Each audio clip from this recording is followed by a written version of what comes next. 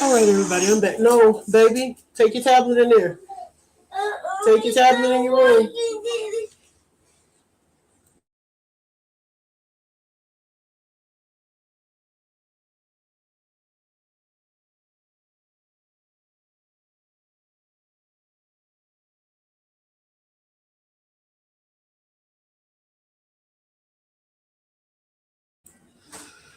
Alrighty, so I'm back. We're gonna talk about the Madalina Kojakari case.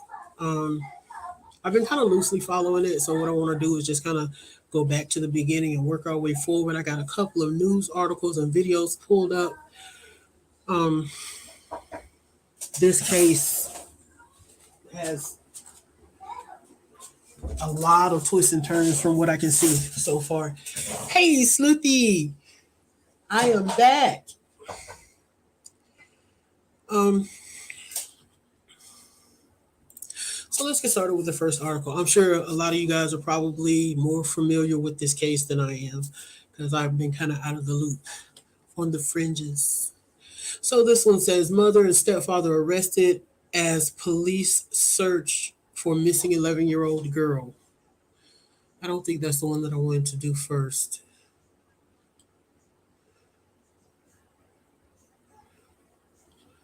But we'll start there anyway. Yeah, it seems like a really sad, messed up case. And I almost didn't talk about it because you know how you just get that feeling how it's going to turn out. And I just really don't want it to turn out that way. I want a good story to end the year with this baby found safe. All right, so let's watch this video real quick. Roads that are completely blocked right now, that have no access whatsoever. Please, the right thing. you heard the mayor. Okay, so this is not a video about Madalina. We're just going to read the story. And it says the mother and stepfather of missing 11-year-old Madalina Kojakari were arrested on Saturday for allegedly failing to report her disappearance as the search for the girl intensifies. The 11-year-old was last seen at home in Cornelius, North Carolina, about 3 weeks before her school was notified on December 3 weeks was notified on December 15th that she was missing, according to law enforcement officials. The parents of the juvenile reported the juvenile missing to the Bailey Middle School SRO, where the juvenile attends school, the Cornelius Police Department said in a statement on Friday. The juvenile was last seen at home on the evening of November 23rd. Oh, goodness. 2022, and has not been seen since. Hey, y'all chill out.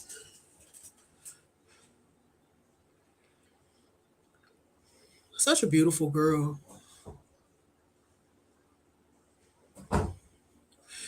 Police said they began an investigation on Thursday after the school was notified Kojakari was missing. Also, if you guys can't hear me well, let me know because I can't find my headset, so I'm just using my built-in mic on the laptop.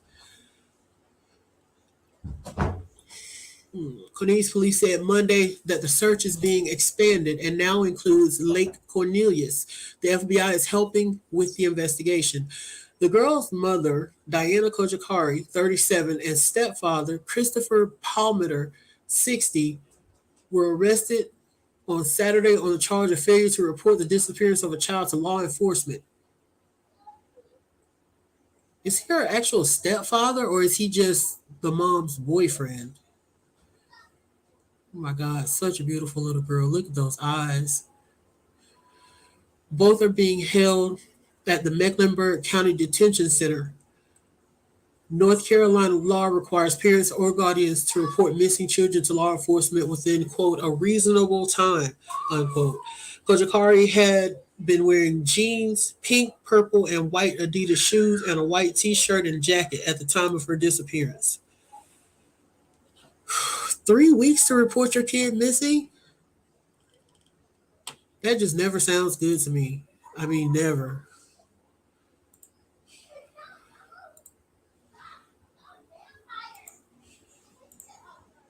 All right. The FBI released a video of the missing 11-year-old Madalina Kojakari showing her last known location before she disappeared. Now let's see if this is the video.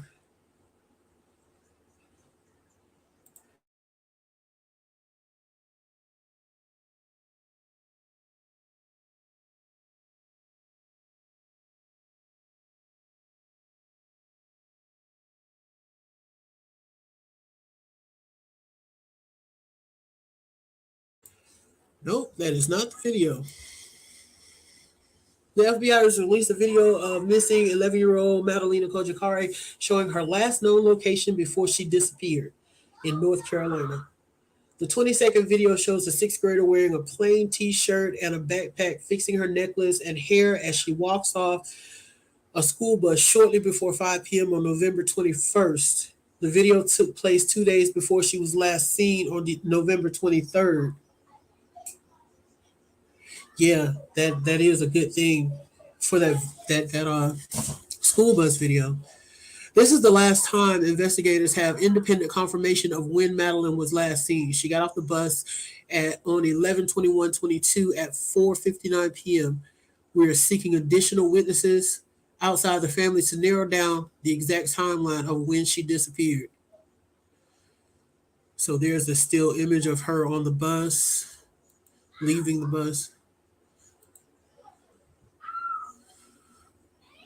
The video was shared Tuesday afternoon and was subsequently pinned to the top of the FBI Charlotte's Twitter page as a desperate search for the girl continues. The Cornelius Police Department, the FBI, the SBI, North Carolina State Bureau of Investigations, are continuing the investigation to find 11-year-old Madalina Kojakari. The Cornelius Police Department said in a statement on Tuesday, "This is the last time we have independent confirmation of when she was last seen." Okay, and here's the video of her walking off the bus. I'm not even sharing my screen. Here we go. Yeah, it's very listenable tonight because I'm really just kind of catching myself up to date on this case because I don't know, this one kind of just kept creeping in my mind while I was away. See, Madalina is described as 4'10", weighing 90 pounds. She has brown hair. While the juvenile was last seen at her home in Cornelius on the evening of November 23rd, the Cornelius Police Department said she was not reported missing until 3 weeks later, on Thursday, December the 15th. The FBI swiftly joined local law enforcement efforts in the ongoing investigation. As previously released, Charlotte Mecklenburg school employees contacted Diana Kojakari on several occasions to inquire about Madalina being absent from school. After repeated contact, Diana Kojakari went to Bailey Middle School on December 15th, 2022, and reported to the school resource officer that Madalina was missing. And it never crossed her mind to call the police anytime between November 23rd and December the 15th. So that's not cool. On Saturday, Cornelius police arrested the girl's stepfather, Christopher Palmer, 60, and her mother, Diana Kojakari, for failing to report the disappearance of a child sooner than December 15th. Let me close my door.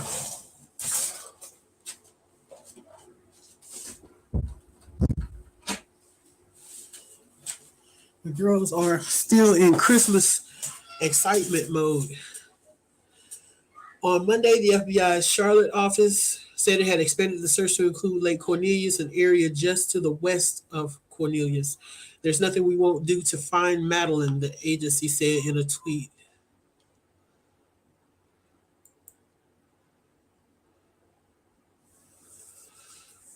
Oh man, I feel for you with that migraine though. I used to have migraines so bad. I haven't had one in a long time, knock on wood. All right, so let's check out this video of the monsters in court. Monsters on parade.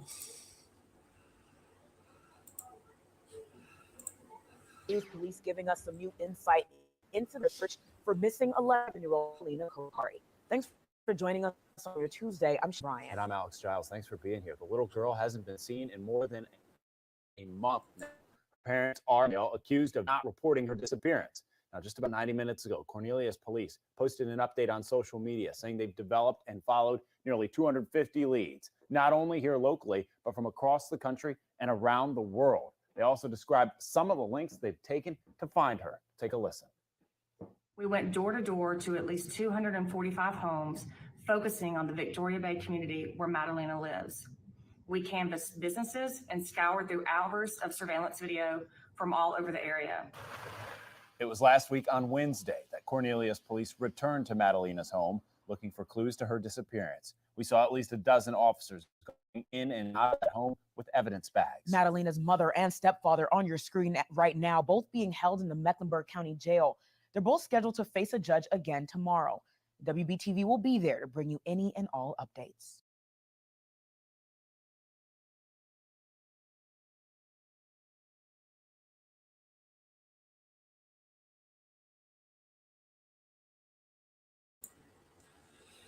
So, at least they're arrested.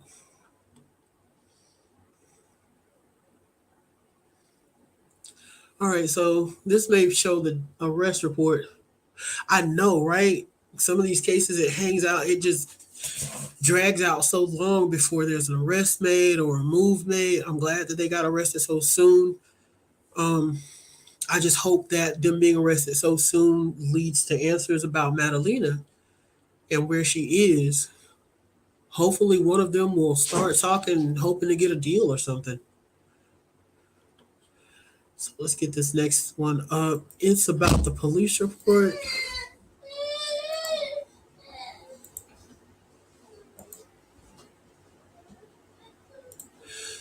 All right, this says Madalina Kojakari case. Arrest report details what mom's stepdad allegedly said about the girl, the missing girl.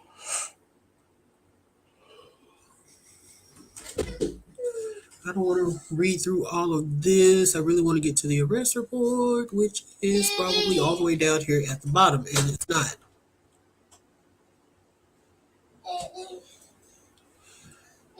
What, baby?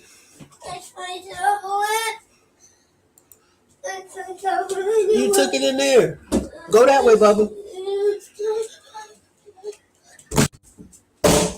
Close the door. That thing. Okay, so we got the arrest report. Let's go through this. Is there any way for me to close this down? Yep. And see if I can.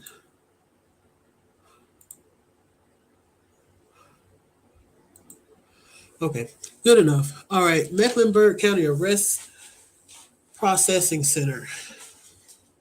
On Thursday, and this is the police report. On Thursday, December 15th, 2022, at approximately 13:12 hours, that's 1:12 p.m., officers responded to Bailey Middle School, located at 11900 Bailey Road in Cornelius.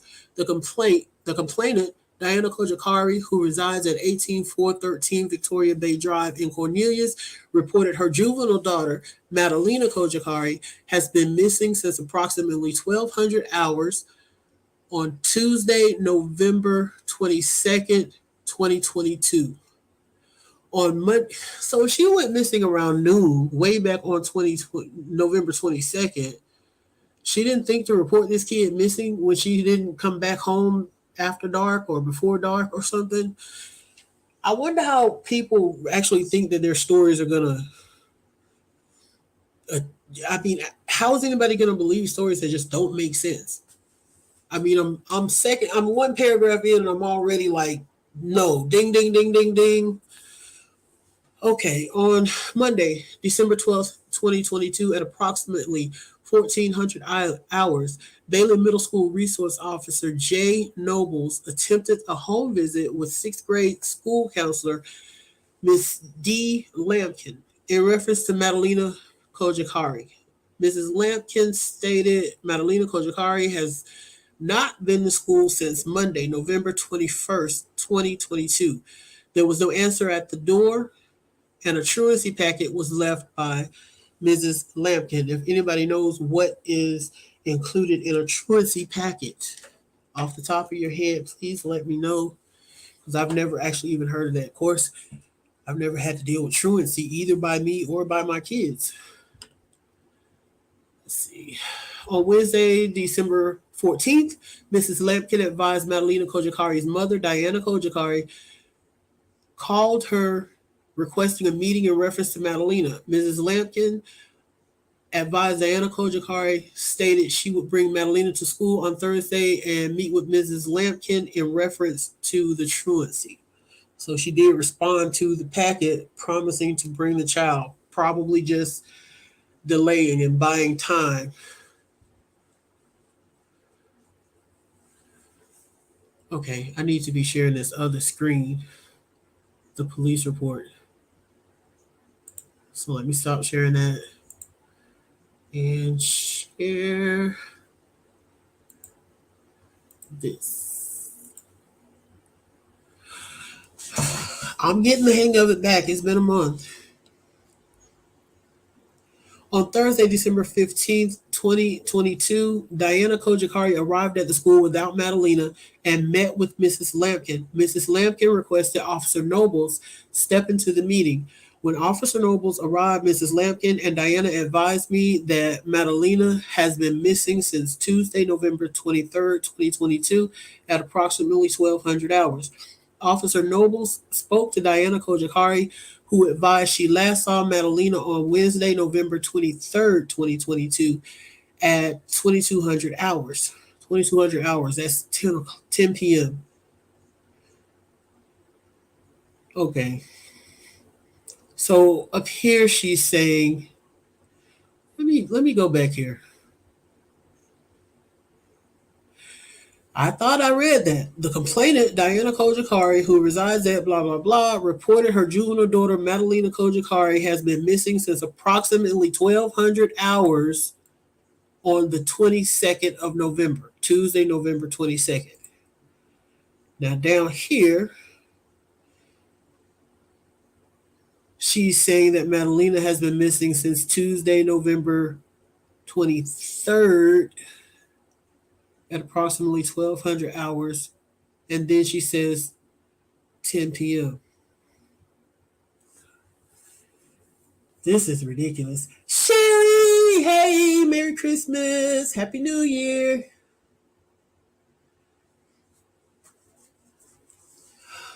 Okay. Officer Noble spoke with Diana Kojakari, who advised she last saw Madalina on Wednesday, November 23rd, 2022 at 2200 hours. She stated that, so was it noon or was it 10 p.m.? She stated that Madalina went to her room that night to go to bed. Diana stated her and her husband, Christopher Palmer, argued that night, and the next morning he drove to his family's house in Michigan to recover some items. Diana Kojakari stated she went to check on Madalina around 11:30 hours on the 24th and noticed Madalina was not in her room. Diana Kojakari stated she waited until Saturday, November 26th at 1900 hours when Christopher Palmer returned home before asking if he knew where Madalina was. So she didn't immediately call him and ask him, have you seen Madalina? Is Madalina with you? Did you drop her off somewhere? Okay. Christopher stated he did not and asked the same question in return. So she calls him to ask him if he knows where Madalina is, and his response is to ask her if she knows where Madalina is. Is this bad comedy? I asked Diana why she did not report Madalina missing until now. Diana stated she was worried it might start a conflict between her and Christopher. So you didn't report your child missing because it might cause a conflict between you and your husband. What even makes sense about that? How does a missing child cause a conflict between parents?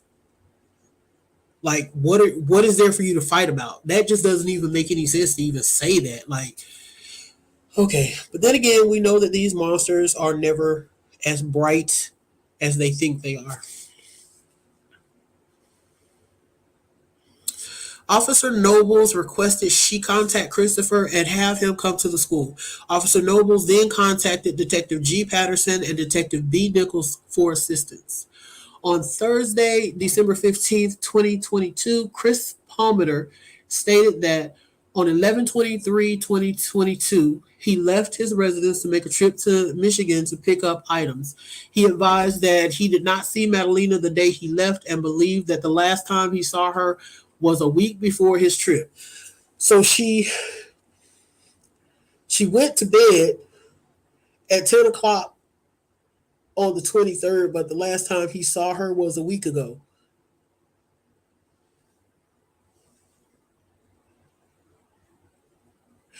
Am I the only one whose brain is getting scrambled? So she was last seen on the 22nd at noon, and then she was last seen on the 23rd at 10 p.m., and he last saw her a week before that.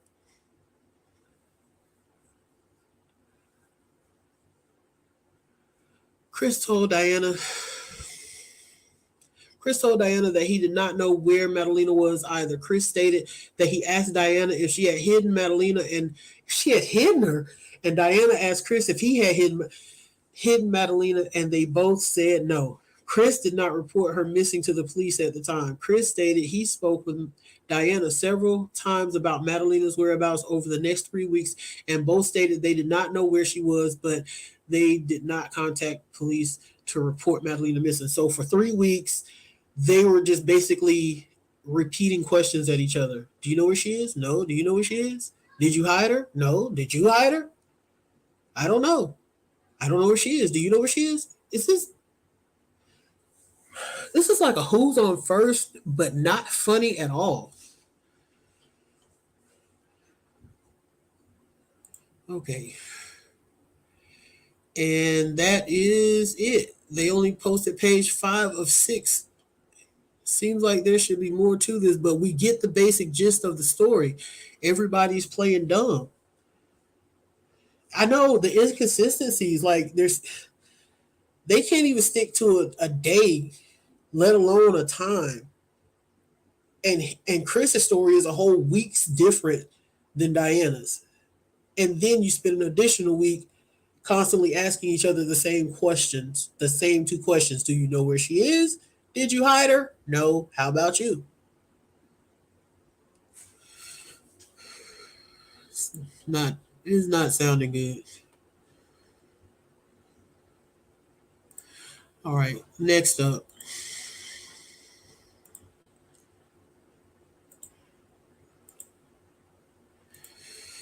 All right.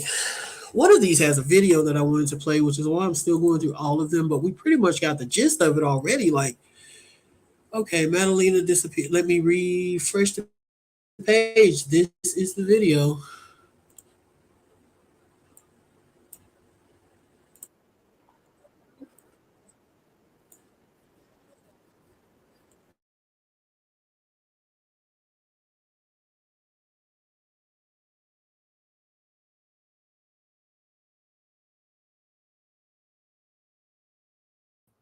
Investigators have developed and followed nearly 250 leads spanning across state lines and across the globe. We have interviewed hundreds of people in North Carolina and other states, and again, across the globe. We went door to door to at least 245 homes, focusing on the Victoria Bay community where Madalina lives. We canvassed businesses and scoured through hours of surveillance video from all over the area. We also led land and water searches around Lake Cornelius as a precautionary measure. Now, this briefing comes as Madalina's mother and stepfather are expected back in court tomorrow. Diana Kojikari and Christopher Palmer have bond hearings, and both are being held on charges of not reporting Madalina missing for 3 weeks. Kojikari's bond is set at $250,000 right now. Palmer's is set at $200,000.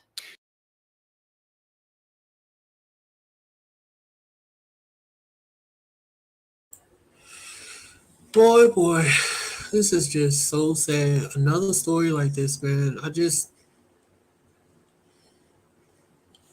I just hope this one doesn't drag out as long as some of these others do. I'm not going to read this article. Headline says parents of Madalina Kojakari not telling investigators everything. Of course, we already know that because they can't seem to even get days and times and weeks together. Let me scan through it and see if there's anything extra or new information in this article.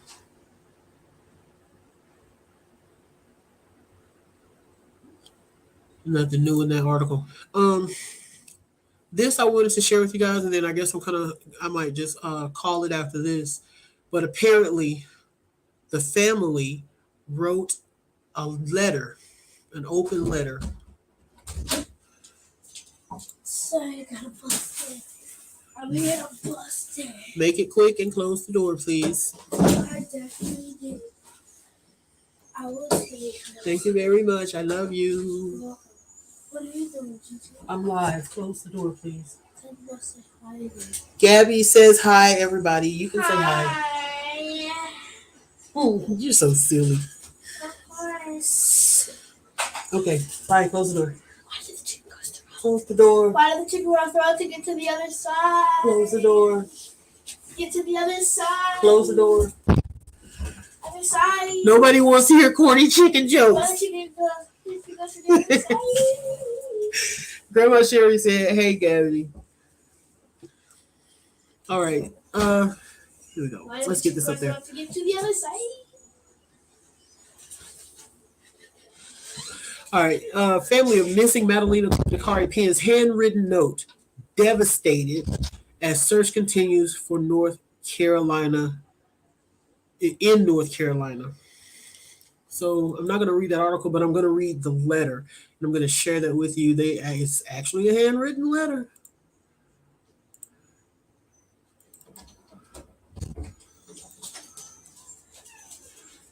This one, yeah. Hey, Jingle78, welcome to the chat. All right, so this is dated December 22nd, 2022. I wish they had actually put the entire text of the note in the article to make it easier to read. But fortunately, this is some pretty decent handwriting, so I should be able to read it all. We as a family are devastated and absolutely heartbroken to learn that Madalina is missing. We love Madalina and are shocked by these circumstances. This is something no child or family should ever have to endure. Our family is doing everything we know to do to support the efforts to find Madalina and bring her home. We are and continue to have hope and positivity in this difficult time and pray that she is found safe very soon. We know and greatly appreciate that the local, state, national, and online communities have come together to share flyers, offer positive support, hold prayer vigils, support law enforcement, and are doing everything possible to find and bring Madalina safely home.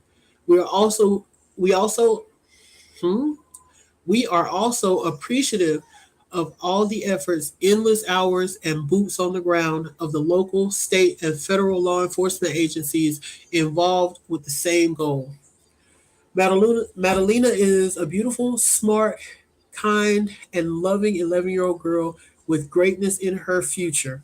We are desperate to find her right now. She needs all of our help.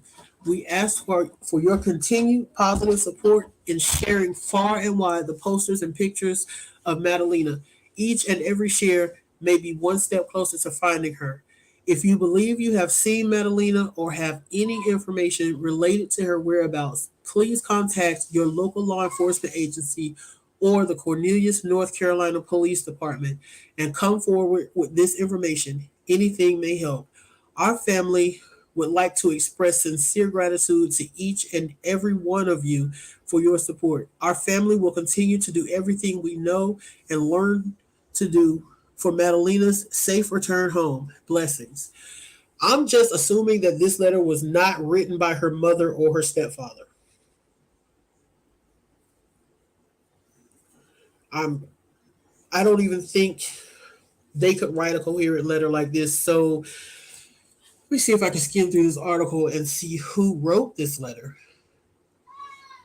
It just says the family of missing Madalina Kojakari.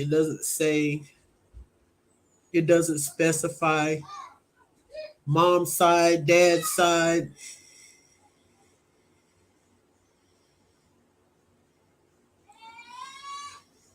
Okay, and the rest of the article is just going back over the story. So, I would like to assume, based on this letter, that there are at least some people in Madalina's family who aren't scumbags and who truly care for her and want her returned safely. This is a case that I'm going to follow up on. I'm going to keep close watch on this case because it's just, I don't know.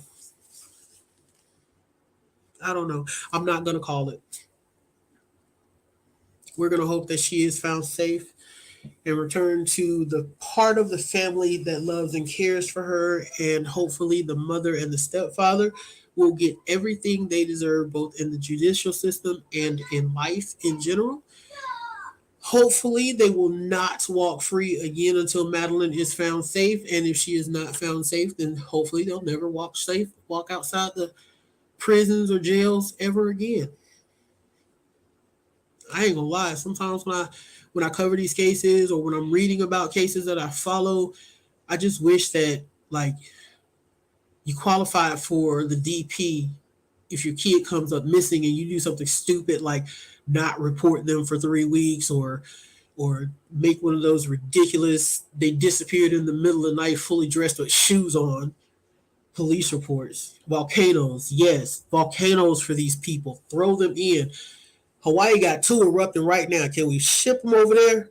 Just throw them in the airplane and just drop them over the volcano. Well, guys, I've enjoyed my quick live. I've enjoyed having you guys back in the chat and just seeing that everybody's doing good. I missed you guys, but we had so much hectic noise and crowded house and everything else going on over here that I just wasn't even going to try to go live during the holidays because I just already knew it wasn't going to work out. And it was too cold. I actually started to go sit out in the garage and do the lives, but it's just been too cold. Like, no. So, yeah, but everybody had a really good Christmas. The kids got a bunch of stuff that they wanted. Both sets, the grandbabies got a bunch of stuff that they wanted. So, yeah. I will see you guys another day. Bye. Oh, wait. Before I get off of here, I want to throw this out here and see if the community, if it's something that you'd like to do. It was brought to my attention about 2 elderly brothers who live in a house that is not fully up to par. Although normally they are able to like take care of themselves and get to doctor's appointments or whatever, make a little money to pay their bills. Fortunately, they own their own house. It's just in disrepair. But their truck has a busted radiator. I am willing, with more detail, like on an actual price, I'm willing to kick out some money to help them out since that's their only means of transportation. And I'm wondering if I can make some arrangements maybe for a mechanic that'll give them a reasonable price if anybody else would be willing to help because they are elderly. They are collecting their retirement and that's like their only means of transportation. I am not going to dare try to raise enough money to help fix their house because I know that that's a major project, but a busted radiator is something that maybe the community can help with some more details. At least that way they would be able to get back and forth to their appointments and places they need to be and make their little money, because they scrap and, pick up cans and sell scrap metal and stuff like that. So that truck is really important to them. All right. Thank you, Sherry. What I'll do is I will get back in touch with them over the next few days, get an exact price for a radiator and an exact price for the labor. And I will let you guys know what I come up with. I'm thinking it's definitely going to be less than $500. I've never had to replace a radiator on any of my vehicles, but I seem to recall my daughter, I think it was, paying about $200 for a brand new radiator plus, the price of fixing it. So I'll get those details together over the next few days, and I'll let everybody know. I'll do a community post for it. All right. So now it is officially good night, guys. Love you all.